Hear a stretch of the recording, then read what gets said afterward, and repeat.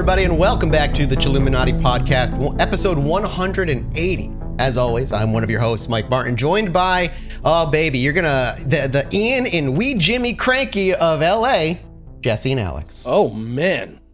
The who and the what? The Crankies. Crankies, dude. I don't know what that is. Yeah, I got him. I didn't get Alex, though. You know who that is, right, Alex? At least you acted like you know who they were. The Crankies, like the weird, novelty recording group? The people who were a cabaret act that then turned into their own TV show? No, you were thinking of the Cranky Anchors. 3 albums? No, somebody has one or two 45s of the Crankies, but I can't imagine. Hang on, let me get you a picture of these this wonderful television show. Are they British?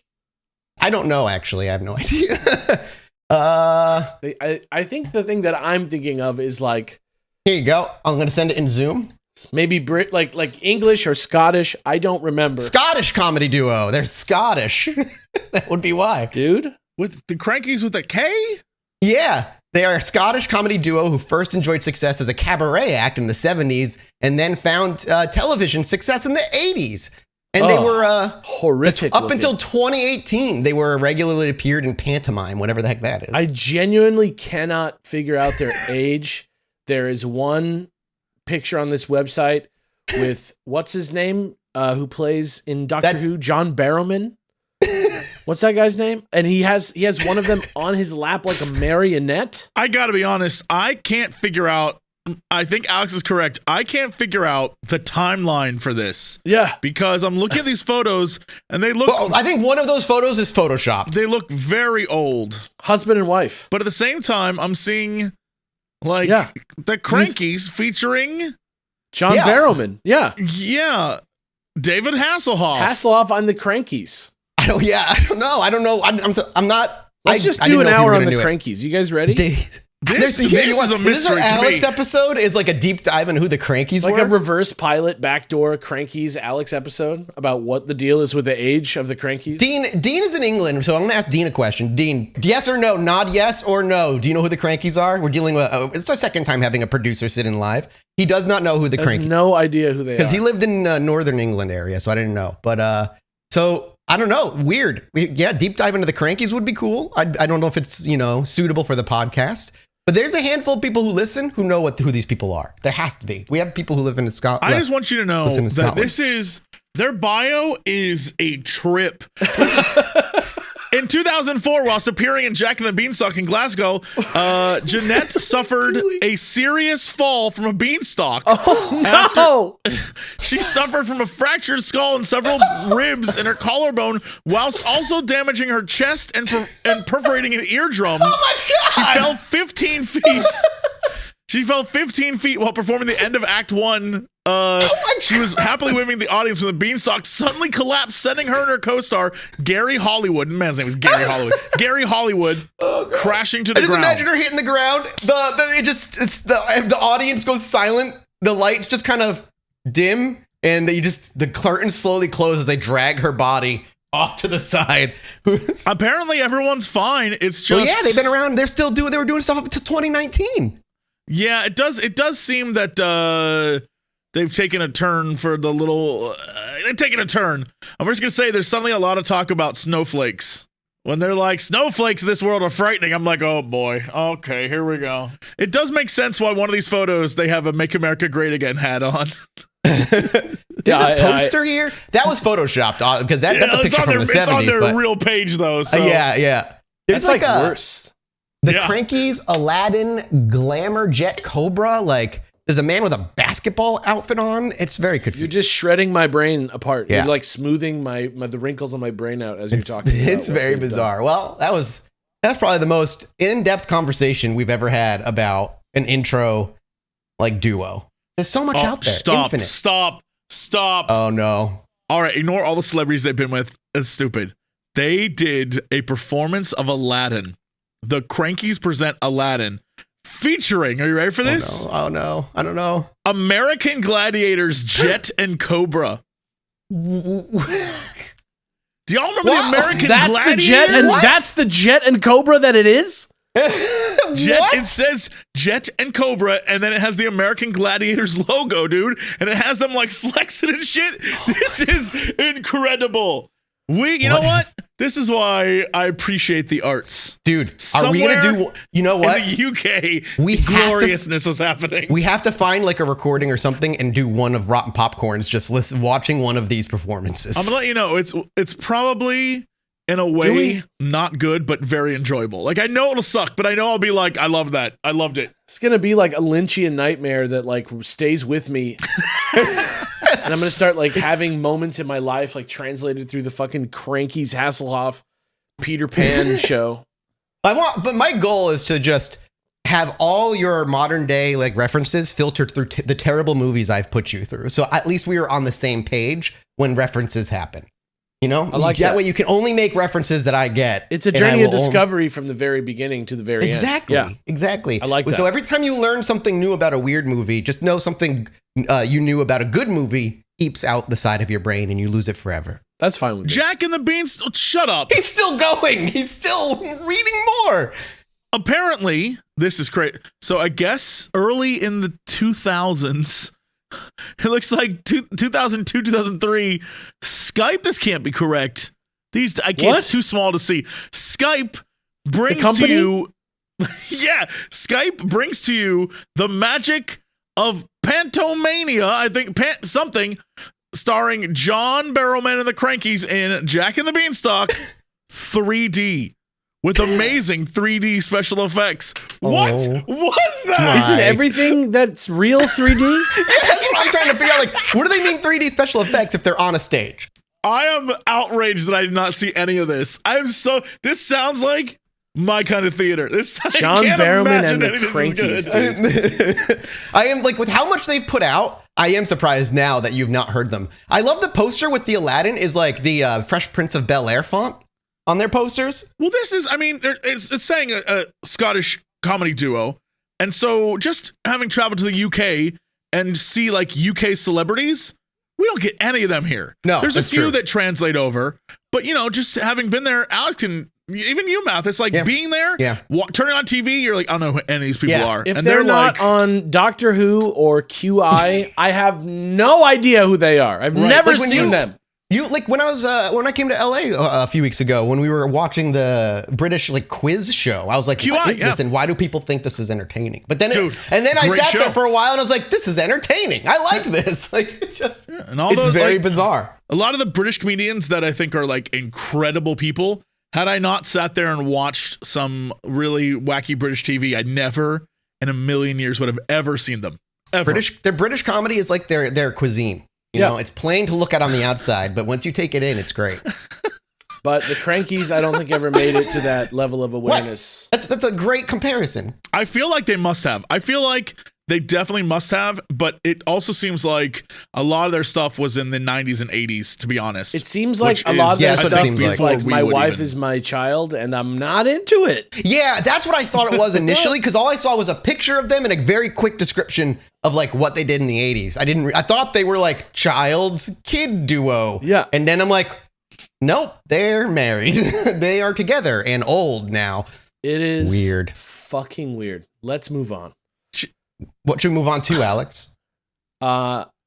Anything at all, honestly. I'm trying to segue for it. I'm trying to help. I know we're probably not in the best place for a segue, but it's been 10 minutes and you haven't shilled yet. Well, I just feel like I should segue into the part where I ask for money after we like. Well, okay, here's what my pitch. If we don't make enough money, we will become these people. This is going to be us in like 50 years. You know that Mad magazine? That Mad magazine from the 70s where there was the dog on the cover and there's a revolver pointing at the dog and they're like, buy this magazine and we'll shoot this dog. Oh, yes. Yeah. Hey, this is us. We're here. If nobody supports us on patreon.com/Chilluminati pod, the show's gone. We're going to die immediately. It happens fast. If we lose our support, we're shuttering overnight. What do you think happens to podcasters that lose their support? They die. Yeah, they don't go out and get real jobs. They just perish. We don't have any skills. And the government comes and takes them to the podcast The time prison for learning has passed. and kills them. I can't even learn how to play an instrument. I'm so old. It's over. I can't learn how to take care of myself. It's too late. It's too late for us. Yeah. If you want to save not only this podcast, but our very lives, head over to patreon.com/ChilluminatiPod, a great place to hang out. It's true. It's true. And also you put mother pressure on the audience. Well, I guess we'll just die if you don't subscribe to our thing. Yeah. Is that what you want? You want us to be dead? Is that how much you care about us? I am getting old. It wouldn't be a trope if it didn't work, baby. One day we'll be gone and you'll miss us. There's only a trope because you keep reinforcing it, Alex. Yeah. I'm fine with that. Fair enough. If you head over to patreon.com/ChilluminatiPod, I win. And if you head over to the yeti.com/ChilluminatiPod, you can get our new t-shirt with air hypnosis on the front. An amazing piece of, like, just one of my favorite pieces of art that we've had so far. It's got that 80s, like that 90s Nickelodeon kind of vibe almost to it. It's really cool. It's vibes. It's going to be available to the end of the year. So this will be our last shirt of the year. We're going to leave it up for an extra couple of months as a special. And then once the end of the year comes and goes, it's gone forever. You'll see it in poster form as always, but the t-shirt itself will be gone. So grab it while you can. You've still got a little bit of time. But it'll only be temporary. Our branding is always black, so it's just a Friday for us. But come on down, buy a shirt anyway. And well, for these guys, it's Saturday at this point. Unless Dean's going to get this to me very quickly, but then it might still be Friday. Happy Saturday, folks. Happy Saturday. Happy regular old Saturday. Happy regular old Saturday. Happy Cyber Monday is what you mean to say. Monday, hell yeah. Bing, bing, bing, bing, bing. Bing bong. Cyber Monday pregame. What's good? Saturday. Yo. All right, boys. Today, we did reader stories because we had a Halloween special that we needed to make up for. But we haven't done like a real, what I would consider a breather episode since Dahmer, like some actual topic that's not just submitted by listeners. Yeah, some levity. So today, we've been talking about this topic has come up a couple of times in the most recent episodes. So I figured it was probably time to start tackling it because it's very simple. We are today, gentlemen, are going to be talking about none other than spectrophilia. Do you know what spectrophilia is? I don't. Wanting to fuck light? I'm not quite, but you're close. Spectrophilia is a fetish that is classified as the paraphilia in which one is attracted to ghosts. Oh, that's you. Right, kinda. Yeah. I mean, a lot can fall into spectrophilia. Demons, incubus, succubus, that kind of thing. Right. No, this is the thing people have when they saw Ghostbusters and they saw that dude have sex with a ghost, that they said to themselves, I want that. Yeah. This is Yeah, like you got it. You nailed it. Yeah, this is. I get that reference. Don't worry. This is the like before VR. This is all we could hope for. I like that take. I think that's a phenomenal take, and I now am in agreement with that take. Yeah. Obviously, there's not a lot out there in terms of scientific research of how this actually works. There is a book out there simply called How could somebody have gone about looking into this in a scientific way? So, the book is called Sex and the Paranormal, that was published in 1999 by author Paul Chambers. It is incredibly difficult to get your hands on. It's relatively cheap if you can get it, but by the time this book would have been delivered to me, it was going to be like 2 months from the point of I ordered it, and I could not find an ebook version of it, so I didn't even get to read this book. We will be using other sources for today's episode, but the main source I'd love to read at some point is Sex and the Paranormal, where he takes, where the book claims that he takes the most celebrated incidents drawn from thousands of reports of sexual encounters with supernatural beings, goes through the accounts with the aliens, ghosts, demons, fairies, witches, poltergeists, angels, and yes, even Satan himself. So somebody out there got to fuck Satan, and Satan couldn't even do the solid to young Mike to make him a Power Ranger, but he'll go out there and he'll go fuck, other people. It's fine. I'm going to let you know that this is all fan fiction, right? This is all like I banged a ghost fan fiction. Well, that's actually hilarious because I'm going to, I've said a lot of things, Mathis. I know you have. I said a lot of things on this show about how, like, when you go in, like, well, it could be the alien and the thing and then the ghost. And I'm like, I don't believe it, but hey, if it happens, that would be amazing. That would be like, yeah, fine. If there's a 0.1% chance it's real, then I guess I have to concede the that it might be perpetual real. Tony Shalhoub from Galaxy Quest. Yeah. I'm saying right now, ghosts, I cannot confirm or deny that ghosts are real. I might give them a shot. Hey, ghosts, you might be real. People having sex with ghosts has never happened. No one's ever had sex with a ghost, ever. It's not a real thing. It's never happened. It doesn't happen. It's false. Hopefully for all of us, Mathis moves the needle with you a little bit today. Maybe you'll start to believe. Maybe you'll boot up that HTC Vive one more time. I don't think I'll be able to move the needle on ghost sex today, unfortunately. Come But on. I consider this like a primer for when we get to go ghost hunt the place where there's ghosts looking to fuck. So like we'll have Whoa. And no one said that. They just said the ghost there hit on you. whatever. We'll be primed And that's all. for. I'm not down to have sex with a ghost because again, you cannot. I am. It does not I'll happen. do it. No I'll ghost do will it. have sex with you. It's not going to happen. Well, But I we'll am see. down for a ghost to be see. like, We'll see. hey, looks like you've been working out. And I'm like, hey, thanks, buddy. Just don't don't put it out there too hard. Just whatever happens. I feel like that is my problem. Is like I want it too bad. No, you don't be nasty. You don't want to Yeah, you don't show be up and nasty be for them nasty. ghosts. Because like I truly think that I might just want all this way too bad. The aliens aren't coming because I want it to happen, and now they just won't. Yeah, Because they that's know what I'm I gonna hear go that out they care there. about that. Yeah, I have too yeah. big of a microphone. I could spread the truth too quickly.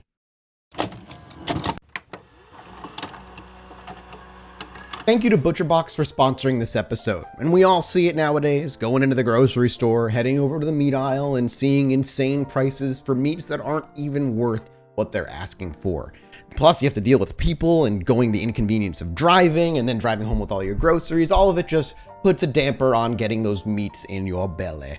Well, that's where ButcherBox comes in. Not only is ButcherBox convenient, delivering a box of your choice of meats or prepackaged plans right to your doorstep, frozen and fresh, but it's also cheaper than going to the grocery store and buying the meats on the shelves as they're presented to you. Listen, you got to treat yourself a little bit. And when it comes to meats and meals, that's where you should be treating yourself. And ButcherBox is exactly that. ButcherBox offers you a peace of mind, taking the guesswork out of finding high quality meat and seafood that you can trust. 100% grass-fed beef, free-range organic chicken, pork-raised, crate-free, and wild-caught seafood, all directly to your doorstep.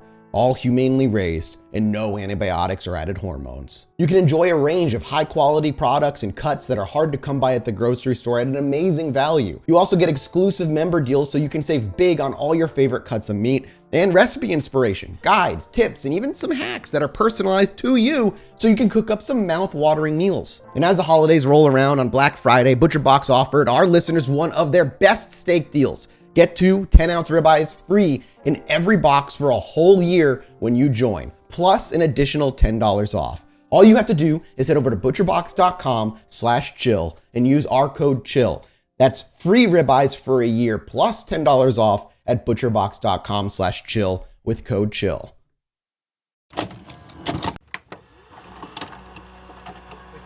I hear that's what ghosts, everyone, ghosts, aliens, Ghosts Bigfoot. and aliens. If you Yeah, care yeah, too yeah. much, they are not into you. That's how it is. That makes that's square with reality for me. I saw a video on the internet about it, I think. That's definitely real. Yes. Yeah. But in my effort to find any book that could help me with any sort of research into the study of this, I did come across a book that I thought would help. The description of the book also led me to believe that it would help. And it was simply called 25 Top Sexual Encounters, Paranormal Sexual Encounters. That's a book? 25 Top You bought Paranormal Sexual a Encounters. book stickle? I bought it was an ebook. Can I ask you? Yeah, all right, so can I ask you a question? Was this in the same section of Amazon where it has like My Lover, the Velociraptor, and The Werewolf and I, like those books? Jesse, you're like hammering it right on. Can you send me just a screen cap of the graphic design, please? Yeah, I'm gonna go find it for you. Is real it like quick, a see-through 'cause I just have my Fabio notes at this holding point. a woman who's like, oh? But the reason I bring that up is because what I thought would be helpful ended up being 25 fan fictions that were written by different authors. Yeah, all that of them. sounds right. That And sounds it correct. was all like getting fucked by a werewolf, getting fucked, getting gangbanged by ghosts, getting like all this stuff. But here's the thing. Here, I'm getting you the art right now. All right. So can I ask you a question? Did you not read the synopsis? Did you not or did you buy this book, read it, and say, "Why, that's a fine"? I bought topic. it. I bought it. I bought it blindly, assuming it was going to I help. bought it. I read it. I read it again. I read it again. I read it again. I loved it. I read it again. And I kept reading it. You know how when you go over to your grandma's house and there's that little cozy of books right next to the toilet? I have one of those, and that's where that sits. I always have that book there, ready for toilet reading. waiting and ready. Let me get it. I gotta go onto my Kindle and like find it because that's where it sits now.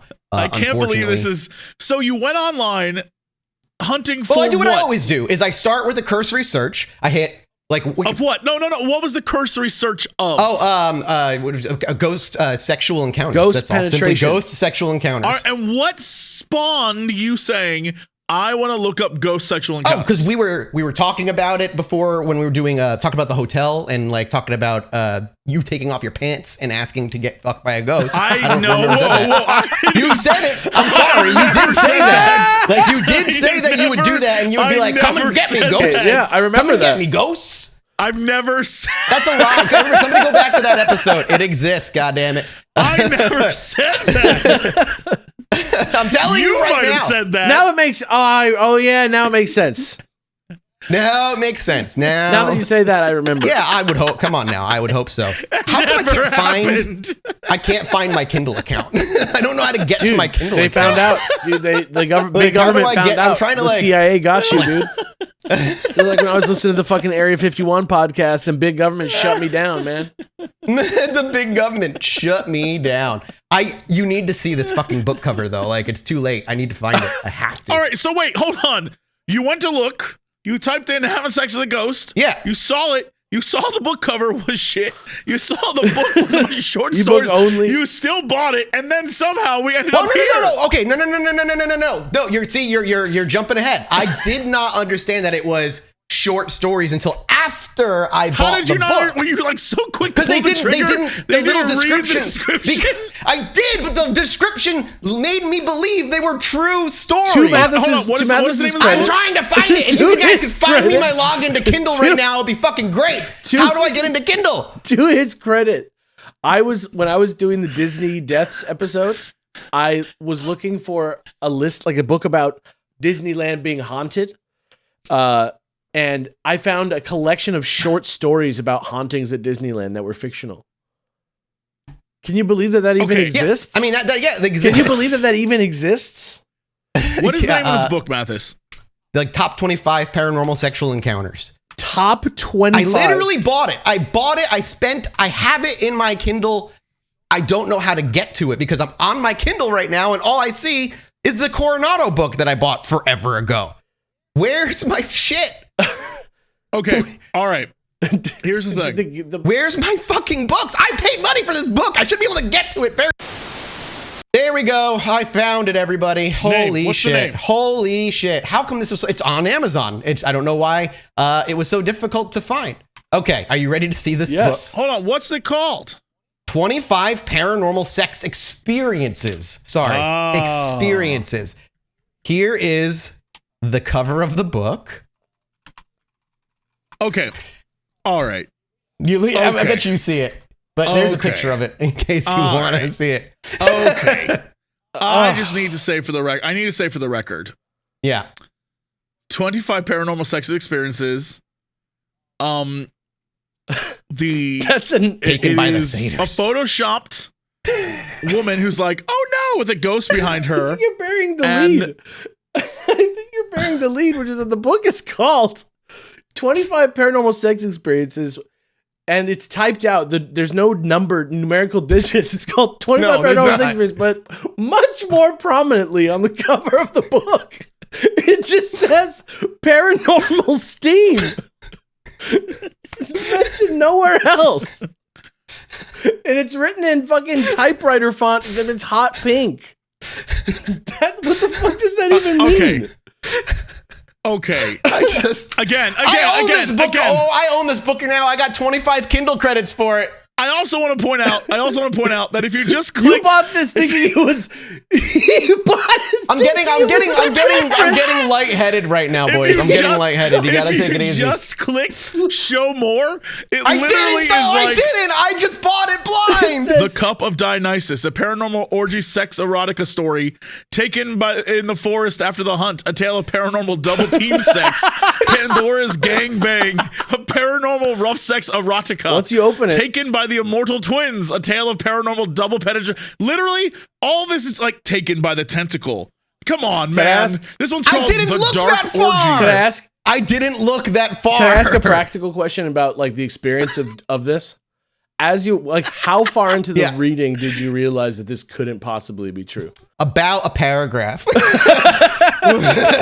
When it was written in a flowery, like evocative like romanticized language. I'm like, uh-oh, this can't be right. And then I started flipping through and I was like, this isn't it. But Jesse, I did take note of some of the other titles because I Googled it and there was an Amazon link to that book. So when I went to go look under that genre, I just want to give you some of the other titles of books that can be found under this genre. Oh, I'm aware of what this genre is. I know, but just it's great. We did videos on this for Goofs back in the day where it was like, my lover, the T-Rex. Oh yeah, we were on here goofing on it. There's Ganged by Ghosts. There's some crazy stuff out there. Let me finish it. Ganged by Ghost, an MFMMMMM paranormal romp. Oh man! Yo, it tells me exactly what you're saying. It tells me exactly what it is. If I have a specific compulsion about what number of what's, I got it covered. Pregnant in the Lair of Gargoyles. That's another good one right there. There's like a couple more, but there's one I'm going to end it on here. Book 1, Virile. Paranormal sex stories, gender swap, gender transformation, gender swap fiction, bimbo, first time sex, blue-blooded gender bender series. Oh, okay. And then the last one is Gaped by the Two Shifters. Gaped by the Two Shifters? Gaped by the Two Shifters. I need you to understand. We need to label this episode TVMA. Like this shit is. We need to mature audiences. Ganged by the Sasquatch is an intense monster sex short Kindle edition, free by Sibley Stamps. Amazing. All this does is tell me that, hey, y'all nasty freaks out there, and I'm here for it. Like, hey, cool. You do you. No one's here to judge you for. I would make an amazing erotic writer. Because I know, like, you know how there's all the erotica things you have to do where it's like, you can't say, like, boobs. You have to say, like, her quivering mounds. Like, I got it. It's all up in my head. I'm ready. Don't let anything stop you. Start. No one's going to stop me. Go now. I don't want... These are all self-published. They're literally using papyrus as, like, the graphic design. Live this dream to the fullest. Put a book Will you release yours for free? Possible. Jessica, you could write, like, a 50-page erotica and sell for 99 cents on Amazon Kindle, and we have an audience that would lap it up. I want to read it. Oh my God, we should all write like a 25-page horny short story. You're like different cryptid each of one of us. Monster sex zine for fun. Yes. Oh my God. An official Chilluminati monster sex zine. I mean, we came up with the Fresno Nightcrawler's butt plug at the live show. I mean, we could kind of loop all of that into a bundle package. Yeah, that's what you missed. It was a great product. You know what? Yeah, no more no's. I just want to say that there is so many of these books. So I'm looking at them. There's Mated to the Monster, Deceived by the Gargoyles. There's Stalked by the Kraken. And I just want to point out, I'm going to send you this link. I don't know been recording if this person, boys, Jesus Christ. I don't know if this person, you're the one who made this happen. You made the. What the fuck? I don't want to know what happened to, like, imagine you're a model and you go out and you like take a bunch of photos and then your photo is the one used on the cover of Stalked by the Kraken.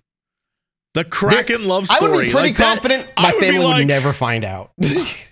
Yeah. I just don't think they'd ever discover it. The Midwife and the Orc, a monster fantasy romance, Orc Sworn.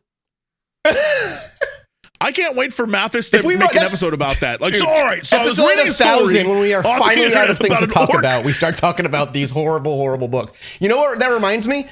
You're the one who brought this up. Again, I cannot stress this. 25 paranormal sex experiences. Go look it up on Amazon. There's no way you could have thought this was a real thing. Auctions to the Grizzly Shifter. Book cover wait a minute. alone His little emerald. Like his little emerald. Wait a minute now. What's that? You know, it's another word for an emerald. Oh shit! Is that a green rock or something? Stop it. This is about the Iliadian mates. Anyway, if we could refocus momentarily, in order to try and find some sort of research, the only thing I could find was a book called Sex and the Supernatural by Brad Steger. It's for free. You can get it out there. It's open source. It was written in 2020. It's a research book on it, but it's just kind of a bunch of stories. You know what I mean? And they're not super worth like reading. He tries to like make some theories and whatnot, but it's not like I couldn't even finish it. It wasn't worth it, like in terms of this topic. So what we're gonna do is we're gonna do the other, like the rest of it, which is I'm gonna go across some sexual encounters from no-name people that you would never have heard of, celebrities, and even those who claim to have married a ghost after sleeping with them. And all these are true stories of people who have like gone on record to talk about their ghostly experiences. Thank you for your bravery if you're listening. Yes, please. The only little bit of research I can really kind of put forward is what's on the Wikipedia. Accounts of paranormal encounters with ghosts and spirits frequently include sexual encounters, which are often described as non-consensual or unpleasant. Many traditional ghost stories and legends include some element of seduction or temptation. Stories featuring female ghosts who lure men to their deaths are especially common, which we've covered so many times, like La Llorona. In Western folklore, the succubus and incubus parallel the modern phenomenon of spectrophilia. Succubus is basically the female sex demon, incubus the male sex demon. They, depending on theories, most of the time they're fucking you to drain you of your energy. But there's stories out there of succubuses and incubuses going out there to try and get pregnant or get others pregnant with their like weird demon human spawn. But you know, those stories are a little bit harder to come across. This doesn't just all sound like male fantasy to you? Yeah, 100%. Like these like female creatures that only want to bang. Like it's definitely a dude fantasy. You kidding me, dude? As a teenager, I was definitely in the thought process of like, I wonder if I can summon a succubus. Like I was down bad, as the boys say. Yeah, you sound it. I don't know. This is like you sound it. I was 16. This is a fascinating sociological, like anthropological thing. Please, if you're listening to this episode still for some reason, go to the subreddit and let us know if you were also, quote, one of those people who was thinking about whether or not when you were young that you should summon a succubus. Just chime in on your own experiences on summoning a succubus. I'd love to hear some stories. If you're out there. That actually tangents rather well, because as I kept going deeper and deeper into the research, I did find an article written on Pacific Standard, psmag.com. This article is a very small interview. This was written by Katie Heaney in 2017. The beginning part is her speaking with somebody who claims to have had sex with a ghost. She's asking her questions about how she felt about it. But she also started diving deeper, and she came across a site that I'm so bummed no longer exists, but she talks about it a little bit here, and it was called summoningsuccubus.com.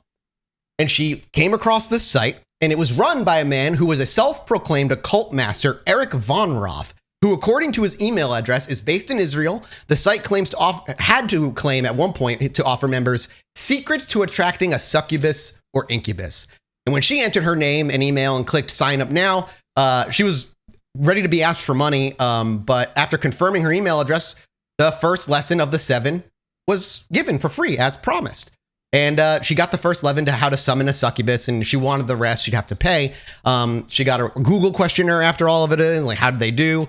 And she said if she couldn't fill out the questionnaire in good faith because it was just not her thing and she didn't go through with the rest of it. But there was at one point a man out there who had a 7-part lesson to teach you how to summon a succubus. And if I had known about this when I was younger, it would have been over. I would be married to a succubus right now. It would have been done. You're literally the main character of some fucked up version of Shin Megami Tensei that like is just like a weird Leisure Suit Larry version. And I just don't ever get, I never get to the point where the ghost actually wants to fuck me, unfortunately. I can't believe we're still here. I can't believe the person this is the box we put ourselves in for this entire episode. He's like, it's easy. You said you wanted to go light, but I didn't know. You're like the Mulder of sex is what you are. Yeah, I like you guys are the Mulder of paranormal sex, where I'm like, that's not going to happen. And I'm the cigarette smoking man who's like in the bedroom, like. We're just gonna go over some stories. We're gonna talk about them. Just some of the funnest, weirdest ghost banging stories I've ever heard. And in this article, the person she interviews is none other than Paranormal 2 actress Natasha Blasik, who claims that she got fucked by a ghost twice. Are her credentials that she was in a movie about ghosts?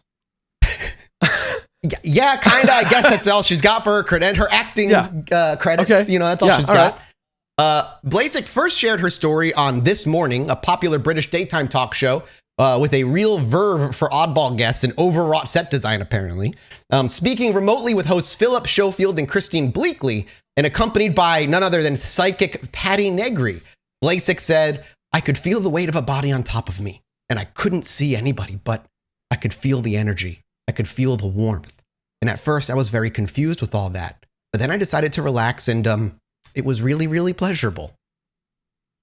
So, you know, it was a good time, not a bad time.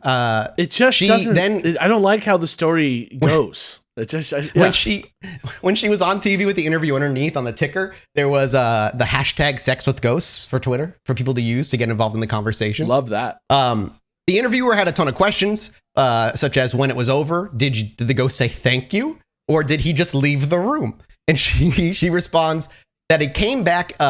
He just left, and then he came back in about a month, and it was quote unquote about the same as the first encounter. So then he presses on, saying it was full on ghostly sex, and she nods. And this time, full on penetrative sex by a ghost. He keeps pushing, and she said yes, and that's what it felt like.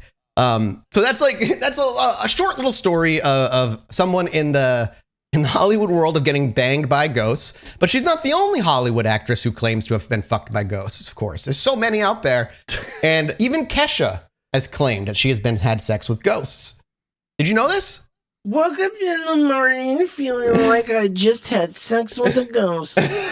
Excellent. Amazing job.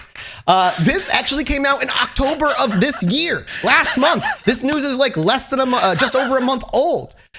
This is the timeline. We've got a timeline here written up by them.us of Kesha's ghostly fucking experience. Jesse's having a great time.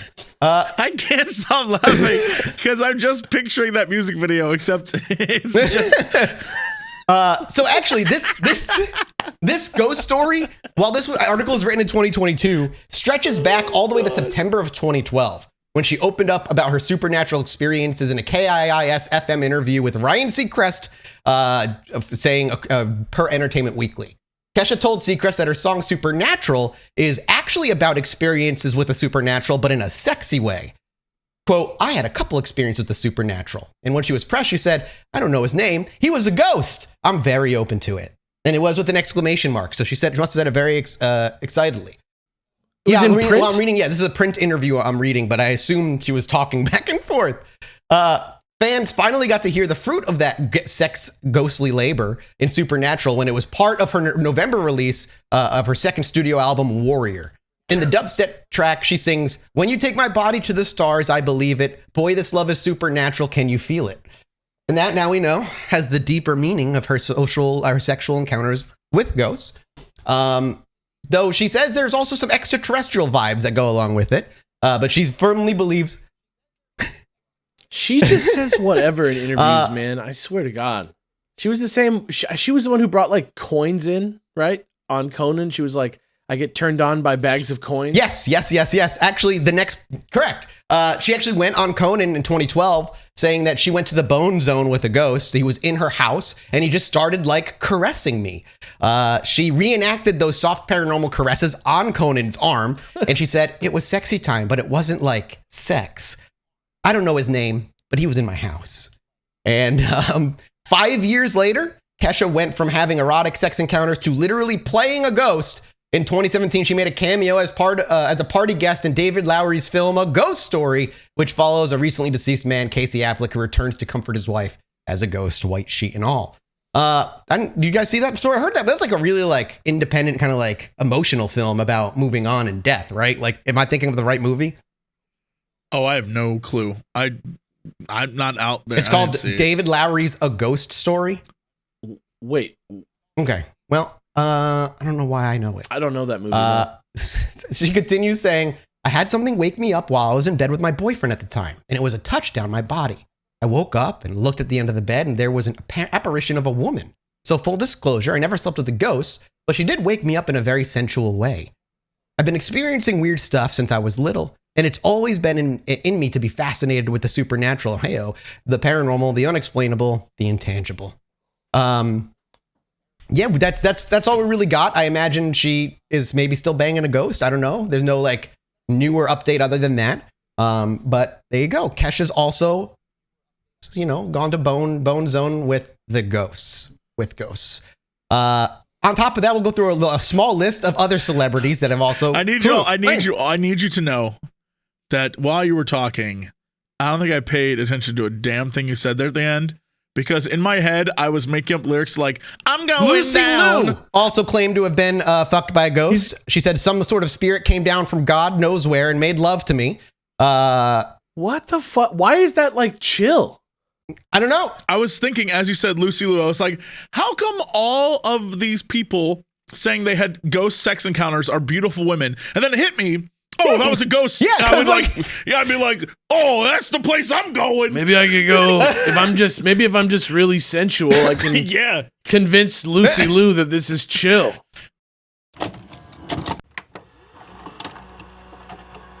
Thank you to Talkspace for sponsoring today's episode. And we all know the holidays are one of the most busy, stressful times of the year. But the gift of therapy allowed me to enjoy the holidays for the first time in years, thanks to Talkspace. Talkspace offers both therapy and psychiatry from the comfort of my phone, and I can reach out to my provider at any time. It's a little like having a mental health professional in my pocket. When I'm stuck with my in-laws or the office or traveling, taking care of my own mental health has never been easier. And when it comes to therapy and psychiatry, getting the help that you need and deserve has never been so simple. When you're able to access your provider from the comfort of your device, it means mental health care can be on your schedule, and alleviating the wait times to get an appointment or the travel time to an office can free up time for the rest of your life. Talkspace is so convenient and accessible, it helps me feel supported around the clock. And we all know that getting started is simply the most important part and sometimes the most difficult part. There's no need to wait though, not until something changes or goes wrong in your life to work on therapy. So many people believe therapy is only there for when things are going bad, but it is there just to keep your life moving in a positive direction.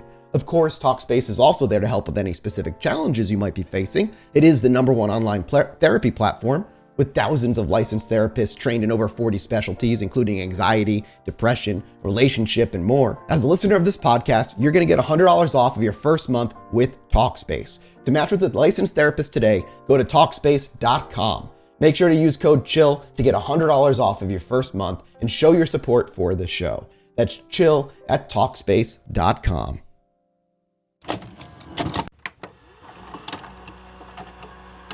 Well, Lucy Liu's next, what she says is, it was sheer bliss. It was everything. I climaxed. And then he floated away. It was almost like what might have happened. Experiences? She goes, it was almost like what might have happened to Mary. That's how it felt. Stop. Something came down. Stop. Something came down and touched me, and now it watches over me. Yeah, that's called a stalker. He's just a dead stalker. If a human being did that, they would be the Zodiac Killer. I can't handle the fact that these are like, a ghost appeared in my life and molested me a little, and now we're best friends. And it's like, and I loved it. What the shit is happening right now? My life is different now. Yeah. I guess I'll never understand. No. Do you think there'll be like an afterlife Me Too movement? No. Because it's not I don't real. think so. It's not, because it it's seems not real. like it seems like it's you're probably right. It seems like it's welcome. all good does vibes. Seem welcome a lot all of the good time. vibes. Anna Nicole Smith also claims, saying she felt a ghost would crawl up my leg and have sex with me at an apartment a long time ago. Is that in your Texas. Anna Nicole Smith voice? All I know is she was with Paris Hilton, and You sound like Larry King doing Sonic the Hedgehog.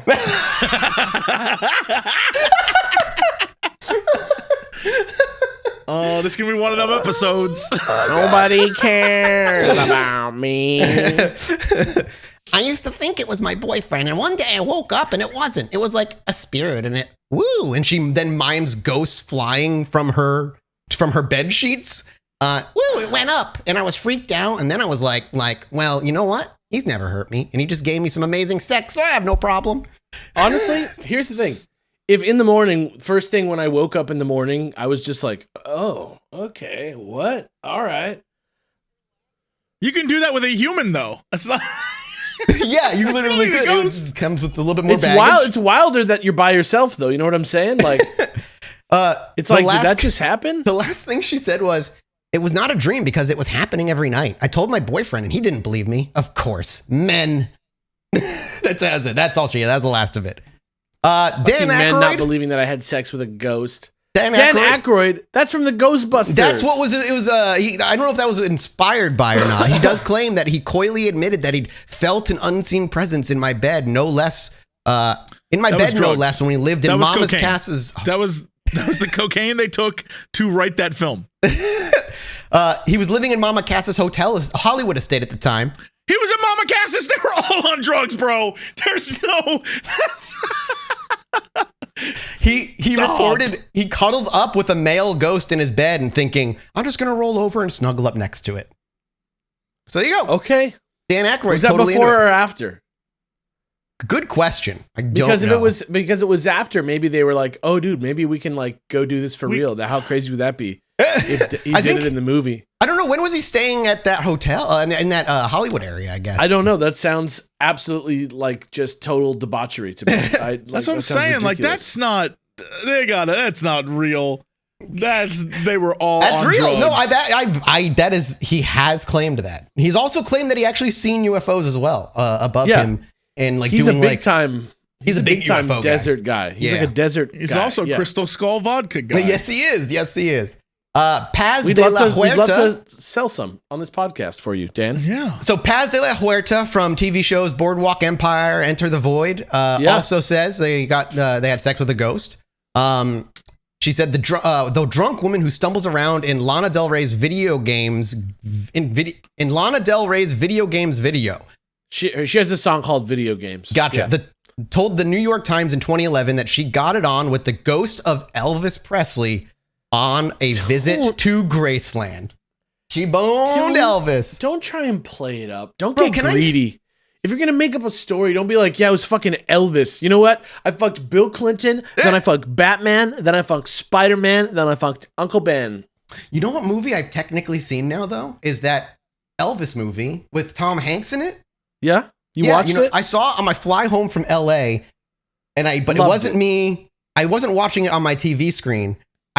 Somebody was watching it across the hall aisle. I do that all the time. With the fucking thing, the subtitles up. Yeah. I watched the whole thing. I watched the whole seemed pretty Jumanji good. 2 like that. Yeah. So she goes on to say, I went to his recording studio because sometimes the sensitive people feel him in this room. And I stood in this corner and I felt him. What can I say? I felt him touch me. I felt his spirit go through me and give me pleasure. And she said that apparently with a very straight face. Imagine if it's just a random ghost who's like, I'm going to hole up in Graceland and everybody's going to think I'm Elvis. Can you have sex with someone as a ghost and they're wearing clothes? I mean, I want to know what does the ghost get out of it? Do you get do you ghost jizz? I don't know. I don't know. I don't understand the magic of ghosts, the world of comes ghosts. from? That's where ectoplasm's from? I don't understand the rules of the world of ghosts, Me either, the realm man. of ghosts. But I have no idea. But, that's something I'm thinking about is like, you had sex with Elvis at Graceland. There's no way you were naked. There's no way you're naked. So what's happening? He's just going through the clothes? That's my question. I'm very curious how that works. So if any ghosts are able to make a Reddit account and post, let us know. Or if you've had sex with a ghost, honestly, weigh in. Yeah, please let me know. Ice-T's wife, Coco, also slept with a ghost, but prior to being married to Ice-T, she said in an interview, she claimed on talk show Naughty But Nice that a perverted ghost groped her. I was watching TV and I was wearing a nightie and I felt my dress move up my leg. I looked down and got freaked out. I pushed my nightie back down and continued to watch TV, felt it again and I could see it being pulled up. And then I felt a guy breathing in my ear. But she said she wanted to say that after she got married to Ice-T, the ghost left her alone. And that's fair. I wouldn't want to fuck with Ice-T. He'd fuck me up. Even as a ghost, he'd probably fuck my shit up. I feel you. Honestly, how crazy? Okay, if ghosts are real, if ghosts are real, how typical is this shit of what dudes would be doing? What do you mean? If you're might just be dumb. Some creepo dies, still a creepo in the afterlife, just going out, being a creepo. Yeah, how much does that happen? Yeah, what's going on there? Well, hopefully there's ghost cops. You know what I mean? I hope there are no ghost cops. I hope that there are ghost cops. R.I.P.D. I don't want there to be ghost cops. Oh my god, that movie! I've never seen it, but that's one I don't want to see. Let's do it on Rotten Popcorn. Yes, let's do it on Rotten Popcorn. Perfect. Yeah. If So there are that's- cops in the afterlife, I'd rather be a vampire. I agree. I would much rather be a vampire. So that's our celebrity. That's our little celebrity section of like. Let's get to normal people that are not on drugs. Yeah. Well, Okay. they're probably still on drugs, but they're normal people. Next up is a 27-year-old woman named Amethyst Realm. You know what? This story is already fake. This story. I emerged from my rock cave home, and a ghost was standing there coming from the diamond plane. There's quite a few articles actually about her. The one I'm reading is from mamamia.com. Oh, yeah. It's .au, an Australian When I'm writing website. an academic essay, my website is mamamia.com. And I don't know if it's written in this one, but maybe it was a future article. I'll see in a minute. I can't remember which one. But she goes on to engage this ghost. She goes on to get engaged to this ghost, even though she has a boyfriend at the time of all this starting. What does it mean? I remember the Steven Universe episode. Yeah. Yeah. What does it mean to be engaged to the ghost? Like, Good question. Is it And legal? when they asked, did the ghost get on one knee? She said that he couldn't, silly. He has no knees. So, What? I don't know. She says it wasn't scary. It was a comforting feeling. 27-year-old Amethyst Realm, referring to the moment she first sensed a ghost in the home she shared with her her fiance in the UK 11 years ago. The male supernatural presence was strongest in the spare bedroom, and even when she felt him rush up behind her, she wasn't afraid. Instead, she was interested in taking things further. So she just got hornier to know that once she realized a male ghost was around. My fiance was working away a lot. He was going away maybe 1 or 2 weeks at a time. The spiritual guidance counselor made a plan. One night, she dressed in a sexy lingerie and awaited her ghost in the spare bedroom. Question. You're engaged to this woman. Yeah. You leave for a couple weeks or a week or two. Yeah. You then discover while you were gone, she basically does everything a cheating person would do, but it's with a ghost, quote unquote, instead. That was probably a real person. That's where Yes. my mind might have been. That's where my mind might have been. Here's the thing. No matter if it's real or fake or whatever, if I am competing with a paranormal entity, I'm gonna be real upset about that. If your For wife is I have like, to compete with a ghost for your attention. if your wife No, is I turning don't know. to the spectral plane for a lover, real or not, you got a problem. Yeah, you might need to have a conversation or You've- maybe just you've- go your separate You've ways. probably got some communicating to do, the two of you. I think. Yeah. And not through a Ouija board, through your mouths. Yeah, leave the ghost out until you guys have had a chance to talk in private. You think they could do like couples counseling with all three of them? The ghost using a Ouija board to communicate while they ask questions about how the ghost feels? If I was dating someone who pulled me into couples counseling With a ghost? and was like, the ghost is here with me, I'd be like, no. You know what? No. You know Oh, what? God. I can't do this. I'm so sorry. To both you and the ghost, I didn't sign up for this. What does it mean to be engaged? Does the ghost? Let's keep going. Let's does keep the going. ghost Let's like? keep going. What I mean is like, does the ghost like? I like you very much. It's been great to get to know you Well- over these couple of years. Or is it like more of a psychic vibe? Let's Yeah. find out. Let's find out. Let's continue this little story.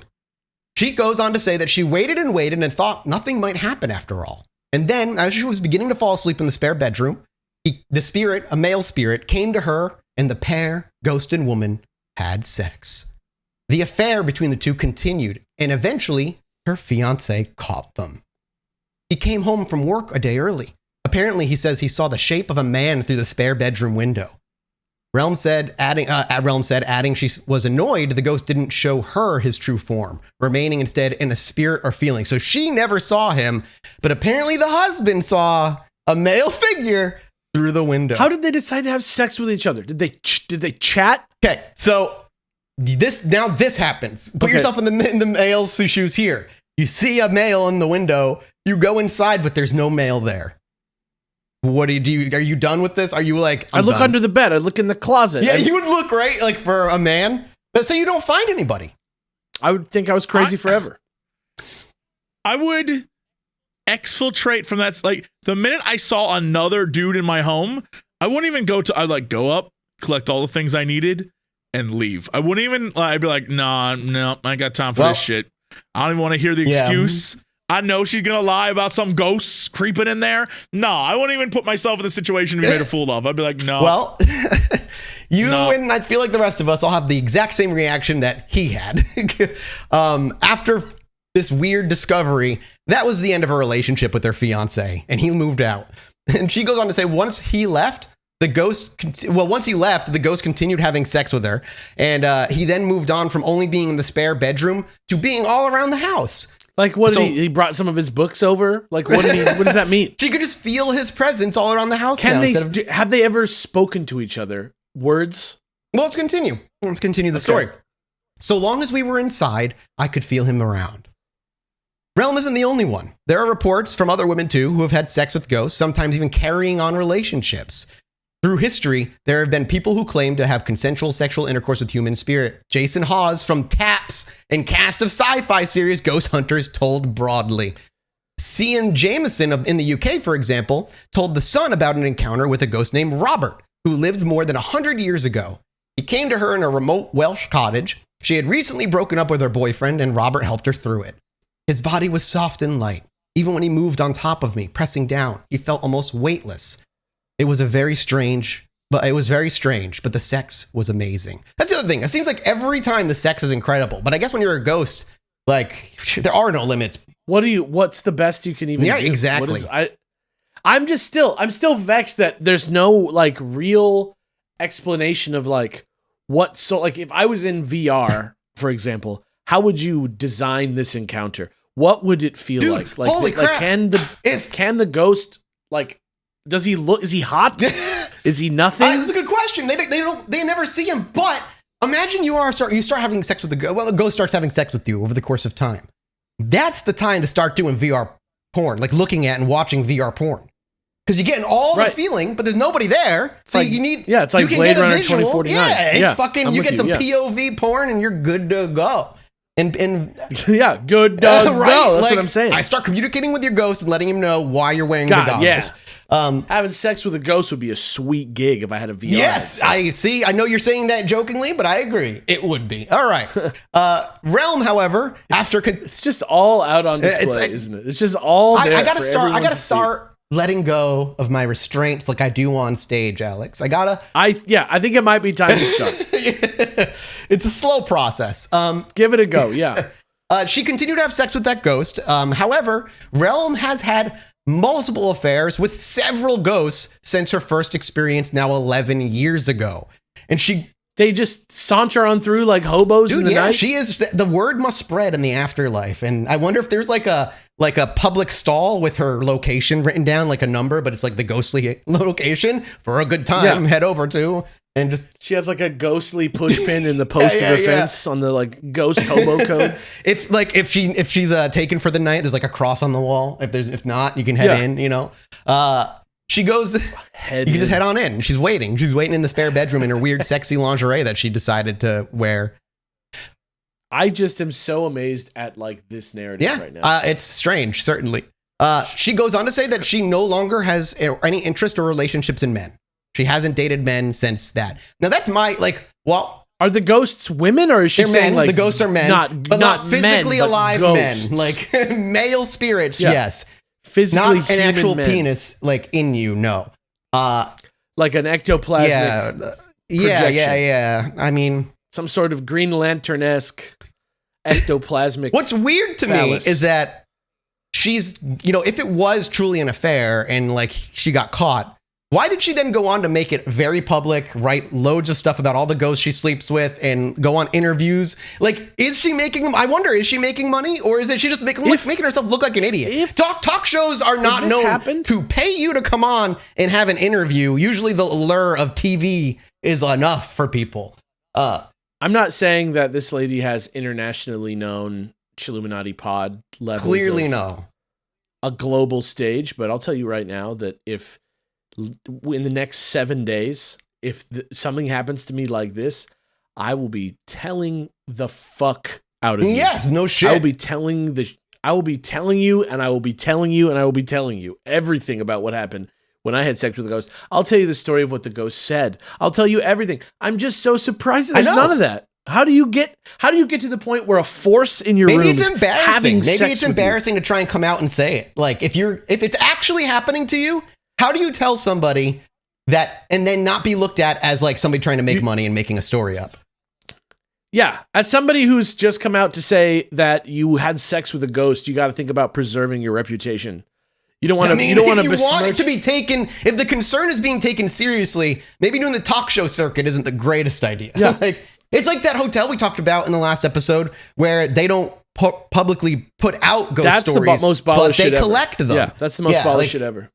Yeah, that's the way to do it. So she's been sleeping with ghosts for like over a decade at this point. But Jason Hawes, the guy who runs Taps, is not surprised, but says that most of the time when they hear about ghost spectrophilia encounters, they're usually not pleasant and very much a forced encounter, like a ghostly rape. Like they don't want it to happen, but they can't stop it because it's a ghost. And he goes, that's something. He goes on to say that you need to be aware of that. Like, if you are truly believing this stuff, maybe don't fuck around with that kind of thing unless you're opening up a door to some dangerous shit. That is a wild pill to. It's a tough pill to swallow, but it's also just a wild pill to be Dr. Marioing out there. Like, if you go on a ghost hunt, be careful of getting raped by a ghost. That's like just a heavy duty place to. So is that like how often are we talking about? Is there a full interview with him about this? Jason Hawes? Yeah. The interview comes from a different site that was interviewing multiple different ghost. I see. Mamamia.com. Things like yeah. So that was in 2018. 2 years later, we have an update on this woman. She gets engaged to a ghost named Ray. It's one of the one that she likes the most. Like, I don't know why him or whatnot. However, in 2020, her fiance, the ghost named Ray, ghosted her. She was gone? Disappeared. He didn't come back. How did she know his name was Ray? I wish I knew that at least. I mean, yeah, that's a good question. She has an interview on ITV from I can give you the link to this. It's just wild that nobody is like asking these questions. Like, what the fuck kind of journalists are these? Well, that's because I don't think they care. I think the reason why, when you were talking about why these people go on TV, I think these people don't know any better, are a little like cuckoo, and then the people that bring them on TV are people that are like, we're gonna exploit these people, because make money off crazy people. Yeah, like that's what it seems like to me. Ray she met Ray, or fell in love with Ray rather, during a trip to Australia in 2018, and even consummated the relationship on the flight back home. She fucked him on the plane. She fucked him on the plane. I'm sorry. What is she doing? How is she putting out these vibes that no one else is putting out? She's just like, I don't know. I wish I knew, because I want to know the secret. I would love to know the secret. The secret. Like, now it's not just her spare bedroom. She's like flying around the world and banging exotic ghosts from Australia and everywhere. Yeah. The paranormal Casanova later popped the question on their 9-month anniversary. A little fast there, don't you think, Mr. Ghost? You have eternity. Maybe you want to build a relationship, build a foundation. But no, 9 months and we're diving in. And things were apparently going very well until a recent vacation to Thailand that they went on. She goes, it's just this quote is so stupid. Does she have to pay for his tickets? I don't think so, but that would be an interesting question. Does she write that she's married on her fucking passport? We got to come up with an airline that is friendly to paranormal passengers, and we can provide paranormal accoutrement on flights, like some kind as of they rock go around. that like synchronizes your vibrations or something. That is the exact same. Yes. No, that's the exact same attitude as the people that have the like, I banged a ghost person on TV. Like, yeah, we're gonna do it for them, but also make some money. Yes. That's not right. So you might be wondering what happened to Ray and why he disappeared. And she goes, quote, I think maybe he fell in with a bad crowd when we were on holiday. He just started becoming really inconsiderate. Realms said in the Out of This World interview.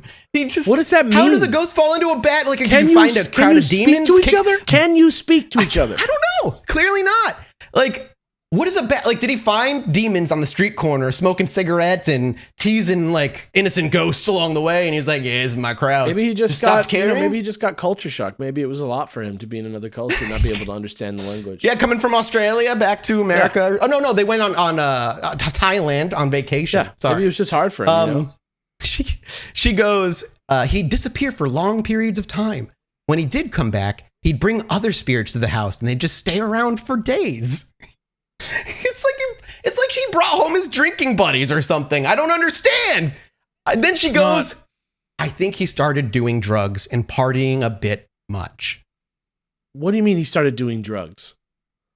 Good question. Like somebody takes like a pill of Molly or whatever, and you then that creates like a dead version that a ghost can then take.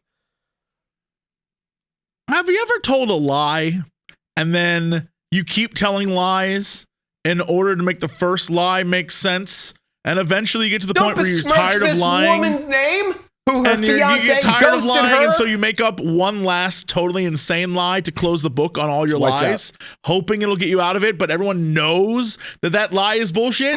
That's all of this. From moment everything here is a lie. Maybe this whole episode is well, I don't know. Are you telling me Jesse G. L. Cox that GL that we nice have done fake topics on this podcast before?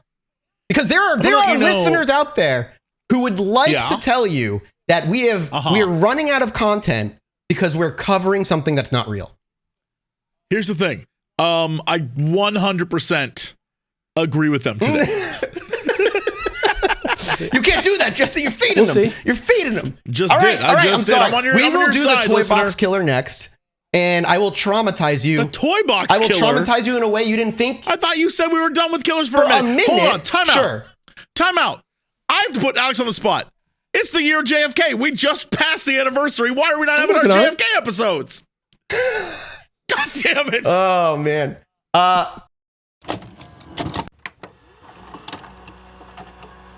Hey, you. How you doing, baby? Yeah. It's never too early to play holiday music. You enjoy it? And it's never too early to start thinking about your gifts either. I hope you're thinking. Whether it's for a friend or for friends in your pants, you can make this season to be the jolly one with Manscaped. Do your little drummer boy a favor and use the Lawnmower 4.0 to avoid another silent night in the bedroom. Then add in Manscaped's top-of-the-line shower products to have people thinking, all I want for Christmas is you. Santa cares about his sack, and so should you. Look nice when you get naughty by going to manscaped.com and using code CHILL20 for free shipping and 20% off. We all know how much easier and more convenient my life has become with Manscaped products in my life. I don't worry about my own hygiene and how difficult it is going to be or getting nicked because Manscaped has built a trimmer that thinks about safety first. The Manscaped Platinum Package 4.0 is the one-stop shop for the man who deserves it all. It has everything needed to help you deck the halls from face to balls just in time for mistletoe season. The Platinum Package has each product from the best-selling Performance Package plus Ultra Premium Body Wash, Ultra Premium 2-in-1 Shampoo and Conditioner, and Ultra Premium Deodorant. It's the best way to smell fresh from your Santa hat to your candy cane. The Lawnmower 4.0 body trimmer and the Weed Whacker nose hair and ear trimmer features proprietary advanced skin-safe technology to protect your delicate presence. Plus, both are waterproof, so there's no issue clearing the snow out of your driveway, you know what I'm saying? There's also a 4K LED light on it, so you can kind of shine away the Rudolph style. You know, you can play, you can dress up as Rudolph. Get 20% off and free shipping with the code CHILL20 at manscaped.com. That's 20% off with free shipping at manscaped.com and use code CHILL20. Manscaped, get your jingle balls ready for the holidays.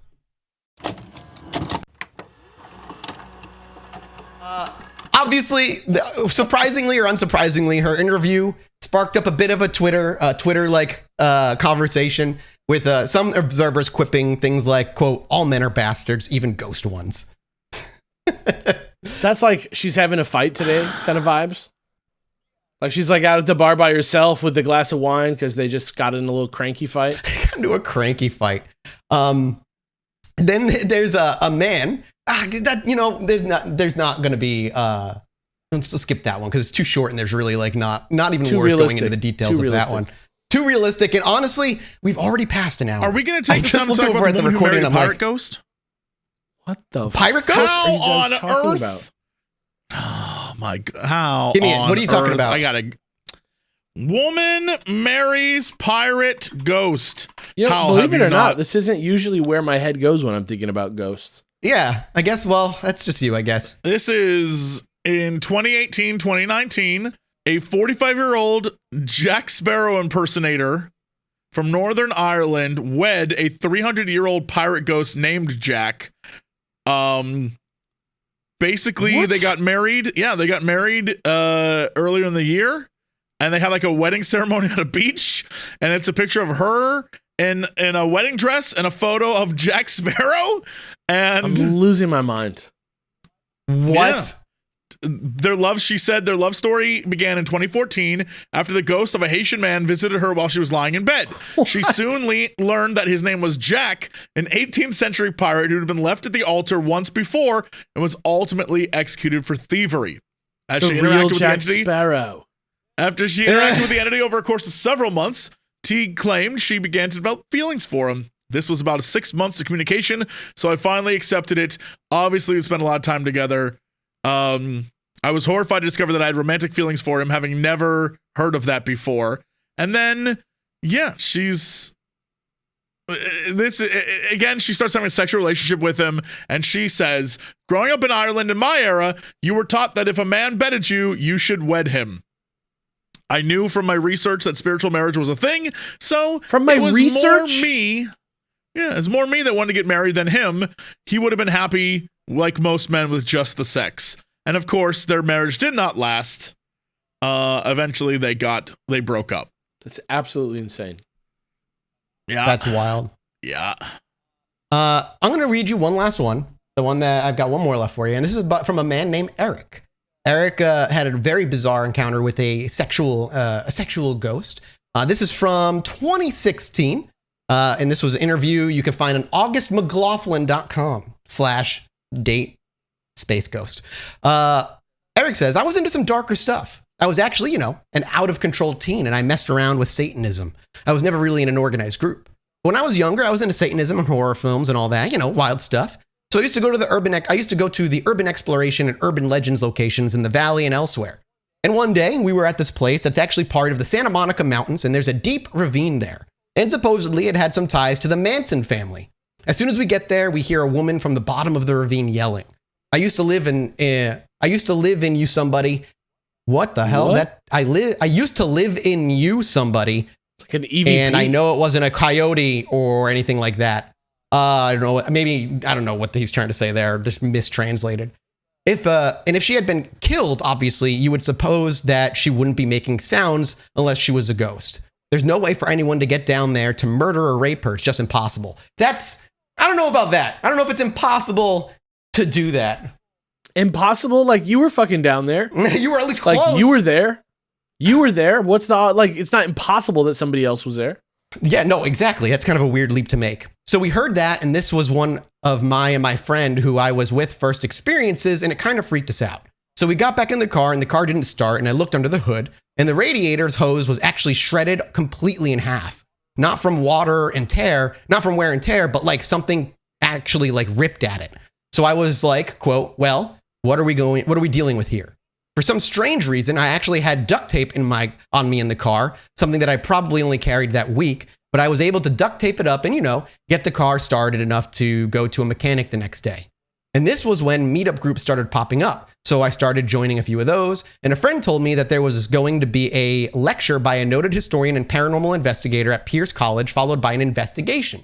So I went to his lecture, and I was able to pick up a lot of stuff psychically, such as where people died. I mentioned that I didn't like one part of the property, which is actually where the graveyard is, and after that, I talked to someone who ran the ghost tours out of Pasadena, and I had a long conversation with him, and like this guy from Ventura, he told me that I was a spirit magnet. So I started going to more places. It's kind of, apparently there are people out there, if there's just like, How do you get are that? attracted, like spirits just like get sucked onto them or something. I don't freaking know. It's like if you drink a lot of kombucha or something. Yeah, there you go. Like, yeah, opens your chakras to having the ghosts come around. When he asked, like, did it surprise him when the ghost approached? He said when you're not expecting it, it is sometimes frightening, especially when you're in a dark location. And when you get touched, you actually notice it more than a scratch because it does feel like an actual human touching you. When you get scratched, sometimes you don't feel it until moments later, and it's just a burning sensation. It sounds kind of weird, but my experience being touched is actually far more frightening than being scratched. It's much more profound. Sex-related experiences can also be frightening in a traumatic way. And they asked about Erickson, was his kind of traumatic? And they asked, well, can you tell us what happened? And he goes, right.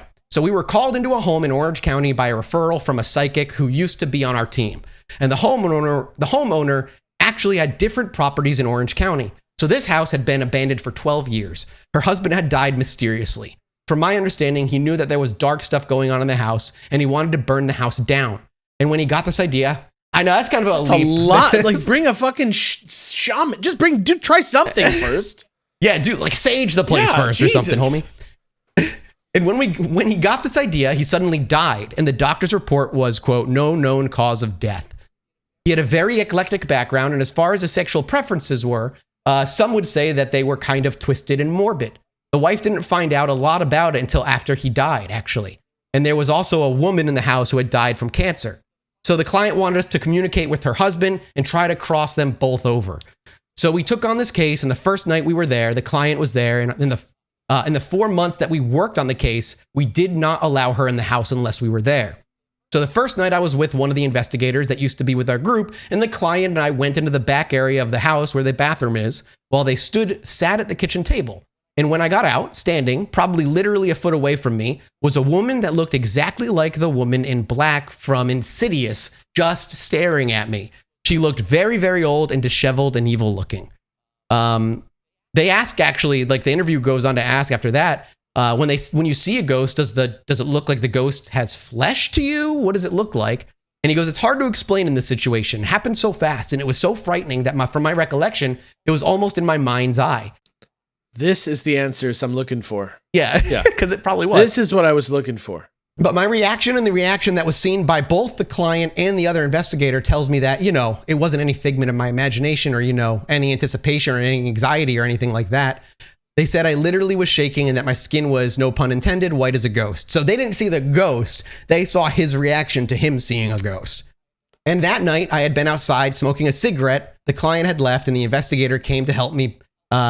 He played an MVP for me, and it said we've been waiting for Eric and his penis. And when she meant MVP, he meant like the EVP, like a recording. MVP is, I don't know why. Yeah, EVP is like a recording, and it's a voice that's saying, like, in a ghostly way that they were waiting for Eric and his penis. That's that's like very specific. Do you have the EVP? I do not, surprisingly, or unsurprisingly, perhaps.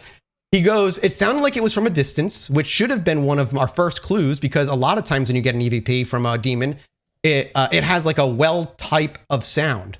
The voice is coming from a well, but we didn't think anything of it. I mean, I was shaken up and I didn't go into the house much more that night after I heard the EVP. But I mean, for about 5 minutes, him and I were laughing hysterically about it. We thought it was the funniest thing. Right. And they go, why? Because you thought it was funny because they mentioned your penis? And he goes, yep, that's exactly it. And then we started going more, to the house more and more, and crazy stuff started happening. We did some scrying in a mirror, which is where you stare at a mirror in pitch black room with just a candle. Hey, heads up. If you decide to stare at yourself in a mirror in the darkness, your brain is going to do some weird shit the longer you stare. It's pretty creepy, yeah. Yes, it's not. Your brain is going to start doing weird, crappy, hallucination shit. It's very weird. Yeah. I can't find anything about that Eric and his penis thing. I was looking to see if I could find the EVP. Yeah. I wish I could. And then he goes, and we all saw a little girl and a woman that looked like an old hag. I mean, there are just tons of experiences. I saw a figure that looked like the Grim Reaper, as well as this lady that had spent the night there one night with us. So 2 people saw the Grim Reaper. And one night when I wasn't there, they had seen a little girl in the bathtub just covered head to toe in blood. There were crows. Crows usually are scavengers, but there was a tree on the front yard where crows would actually bring their sounds. I don't know how to describe it any better than sacrifices. They would usually bring things to this tree. So we started getting all these clues and we weren't sure what to do. So I reached out to pretty much everywhere, as did my lead investigator. The Catholic Church would not take the case. No one would take the case. They wouldn't actually let me on this investigation for my own safety, just because of things that have happened to me on past investigations. I reached out to people in magical orders and secret societies that I knew that could possibly help us out, and people thought that it was too dangerous. Basically, too much kombucha, dude. It's weird. Yeah, everybody's reaching out for some reason. It's like, hell no, bro. That shit's even beyond us. We ain't gonna fuck with that shit. Which I almost feel like that's hard to believe, because I feel like so many other ghost hunter crews would jump on a chance for something that's as active as this place. It makes no sense why they wouldn't immediately jump on this. Then the interviewer asks if the ghosts were being dangerous or threatening, and he goes, something amazing just happened while we were talking, because he was doing this interview while he was at the haunted house. And he goes, I just got scratched on my neck. I swear to you, my neck is burning right here. And he points at to where his neck. Yeah, my neck, the skin just started burning. So I reached out to everyone, and then he continues the story. So I reached out, there's no evidence that he showed his neck to the interviewer.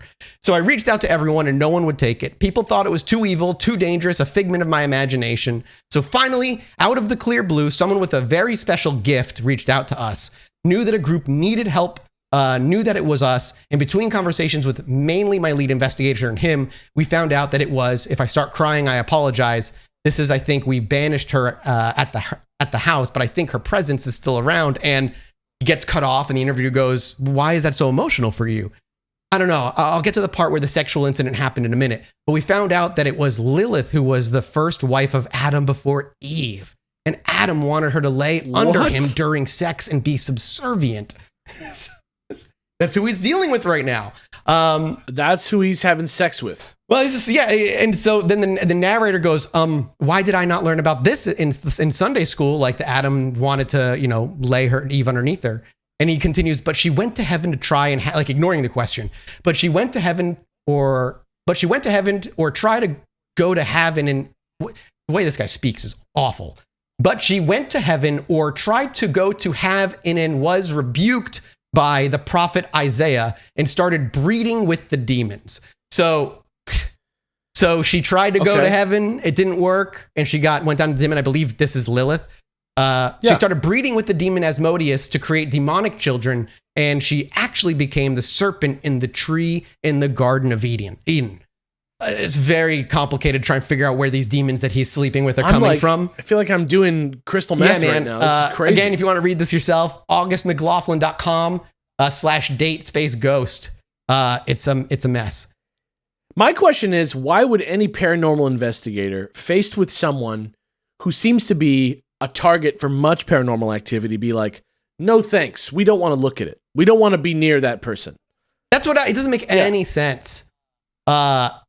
Someone posted on Quora, because his research has been relatively public, asking whether she was the serpent and Sandy Summers. A former ordained minister replied, no, the snake was a snake, according to Genesis. Lilith was a separate myth where she was created at the same time as Adam, so she refused to be subservient to him.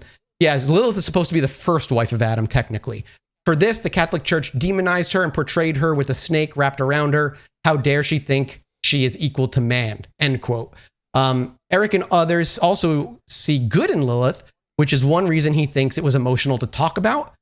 Lilith is also in paganism, the goddess of fertility. She's a very revered goddess. She's like a yin. Are these people from the other side of the fucking Stargate? Like, what the fuck is happening here? I know.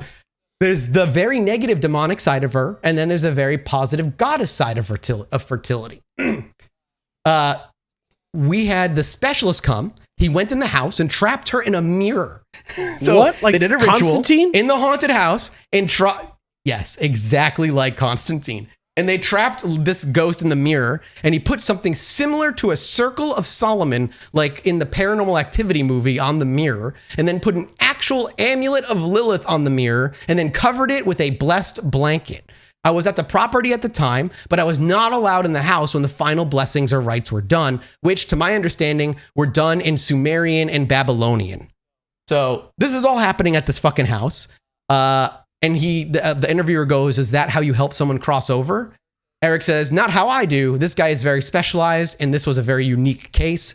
So my lead investigator and I spent the night alone at the house that night. And in the morning, we heard her saying, we heard a shrill voice saying, quote, help, get me out, like a woman was pleading from behind the mirror. Get the fuck out of here. But that morning, he was joking around, and he said, should we give the amulet to the client? He goes, in case you missed it, this is the narration from the interviewer. He goes, in case you missed it, the amulet was a necklace they'd hung on the mirror in an attempt to trap Lilith. Eric continues and said, I said, well, I don't know if that's a good idea. It might be, it might have Lilith's negative energy attached to it. And as soon as I said that, you know how, like, some houses in the front, they have like that bark. Well, okay, I got very dizzy. I don't know if I passed out or what, but I hit my head on the bark. This was that soft bark. And I actually fell hard enough to receive a concussion just inches away where actual bricks were. Oh my God. And my lead investigator says that if I had hit my head on the brick at that velocity I was going, I could have very easily been seriously injured, if not killed. And that's what they thought was going to happen to me the night that they crossed over the old woman and the husband. They thought that Lilith was going to get pissed. And they said that if I was there because of my background in the occult, the same reason why I was not at the house at the exact moment when they did the final actual rites, that something very dramatic could have happened to him. So for his own life, because of his history being in Satanism, he had to be out there. I didn't realize it until later, but one night, I believe it was the same night that I had seen the Grim Reaper, or the Grim Reaper looking figure, was a dark figure with a skeletal face and a black hood.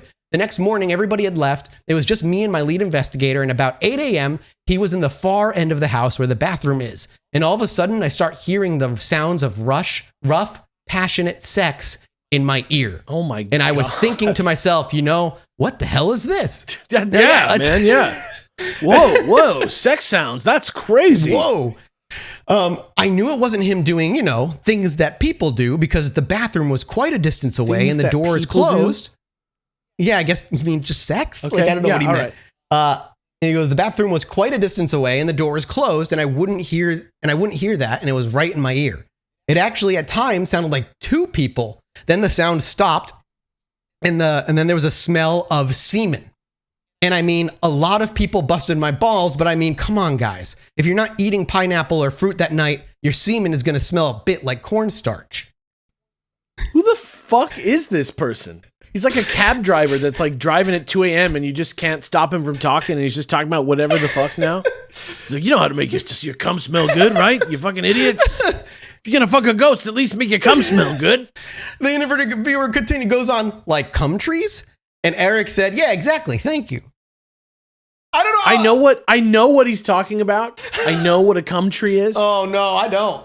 However, they just smell like cum. Oh, okay. However, the idea that you would casually mention that in an article without any sort of context is absolutely mind-boggling. I have no context for half of what you just said, Alex. What the absolute shit is happening this episode? There's a tree that smells like cum in a piece of tissue paper. I wouldn't know what that smells like. It's a famous tree. I wouldn't know what that smells like. Well, okay. I mean, whatever. Like, maybe you never smelled it. But nope, I wouldn't know. It's a smell. That specific it's a smell, and there's a tree that smells like it. Oh my God, dude. You know what? Go on reddit.com/Chilluminati pod. Don't do this. And just comment yes or no if you know what I'm talking about. Yes or no, anything. No context. Perfect, thank you. Simple yes or no. Yeah. After Eric said yes, exactly, thank you, August goes, yeah, it's natural to have a natural aroma. So Eric continues. Fucking hell. Exactly. You have my back. So it smells like that. And the lead investigator came in and he's like, what the F is that? It smells like sex in here. And we didn't realize what happened until later. What had happened was that Lilith had taken my semen. She's a succubus. She rapes unmarried men. She had taken my semen without me ejaculating. This is almost a Key and Peele sketch. This is not real. This didn't happen. He didn't even get to come, man. At least with the aliens you get to they just took it right out. Yeah. They just scooped it out of the balls, dude. It sounds biblical or whatever. It sounds preposterous. But we believe that she may have had intentions to create demonic children with my semen. She did not. She is not real. Bummer. August continues. The interviewer says, did you feel when any time someone goes through a trauma, a sexual trauma or a rape, there's so much, intense emotions and a lot of times really serious healing that needs to take place. Did you feel that deep sense of violation? Meaning, that's a good question. I'm not sure that's the honest. He goes, I'm not sure. That's the honest answer. I'm not sure. I don't know if I even haven't completely processed it. Sorry, this guy talks awful. I'm not sure. I don't know if I haven't completely processed it is the sentence. Although it was probably 9 to 10 months ago now, I don't know if it's completely hit me. I've had some very lucid and disturbing dreams. And I mean, they might not have been directly tied to her. Jung and Freud, they believe stuff that comes out of your dreams and it's up to you to interpret them. Although there are, professionals that also do that. Sure. Are you sure that's what they... That's what he says. Believe? That's what he says. All right. I'm not taking... His word is... I'm clearly not taking it at face value. So I don't know if they're related to her or not, but I've definitely had a lot more lucid and vivid and realistic nightmares in the last year than I have since I was a child. Sure. August goes on, and it's like not him, talking to us as like a narrative out. I haven't connected with Eric since our interview, but I hope he's doing well. He told me he continues to do this work regardless of the emotional toll it supposedly takes. Honestly, Eric seems hyped about it all. I don't see any real emotional toll so far because he gets enjoyment from doing the research and from helping people. And when people say this stuff isn't real, he thinks, well, here I am experiencing it. So he moves on. Back to the interview goes, I know that somebody who's listening, if not numerous somebodies, is wondering if they wanted to have some sort of romantic or sexual experience with a ghost or a spirit. Can you attract them on your own? Or does it not work that way? This is where I want to know. I wouldn't know how to do that. Well, that doesn't help me. I mean, what happened to me definitely was not something done on my will, you know? I wouldn't recommend it, but I mean, there are ways to summon entities, whether it's through black magic or through the use of divination. If you want to have a sexual relationship with an entity, especially a demon, then some sort of black magic ritual or even blood sacrifice. I'm not talking about killing someone, but you know, during a ritual where you draw on a pentagram and put a few drops of your own blood and do some kind of incantation, then perhaps that can help. Was this in the Hellboy market? Like, where the fuck is somebody talking like this about these things? I know, it's wild. August continues. Yeah, I don't know if I really want to do that, but maybe somebody out there is interested. Please proceed at your own risk and take care of yourself in every way. You can also fantasize about this stuff. It's always cool, very safe, right? You don't have to donate blood and any of that stuff. Very safe. Yeah, and that's the end. That's where the interview ends with this guy. He just goes on to say you can find more at this website and whatnot. Yeah, if pain is... I don't know if it's worse to say Elvis or Lilith.